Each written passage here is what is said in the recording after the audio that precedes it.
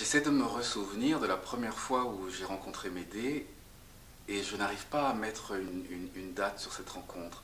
C'est comme si c'était un personnage qui m'avait accompagné depuis très très longtemps, depuis que j'ai 20 ans. Je me souviens d'avoir écrit une première version d'une Médée théâtrale et que j'ai trouvée très très mauvaise, épouvantable et que j'ai jetée. Ensuite, il y a eu la rencontre avec le spectacle d'Anatoly Vassiliev, Médée matériaux d'Heiner Müller, qui était joué par Valérie Dréville.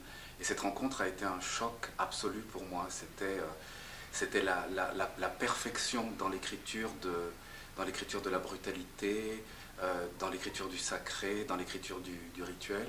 Et j'ai eu le sentiment qu'on ne pouvait plus, qu'on ne pourrait plus, ou en tout cas que je ne pourrais plus, travailler sur ce mythe après avoir vu cette chose qui arrêtait pour moi tout possible.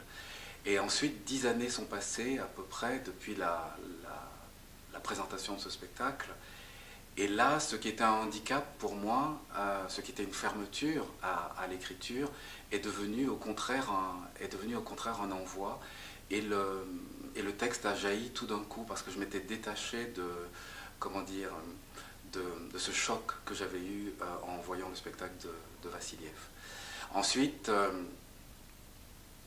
j'ai pu écrire, et j'ai pu écrire ce personnage qui rassemblait pour moi toutes les folies, toutes les cruautés, toute l'humanité exactement, et toute la fragilité d'un être. Et ça me permettait de parler de la pathologie de l'amour, de parler de la différence, de parler de la solitude, de parler aussi de la question de l'étranger, en l'occurrence de l'étrangère, et d'être dans quelque chose où on pouvait nommer l'innommable, où la violence ne devait pas être liée par un contexte moral.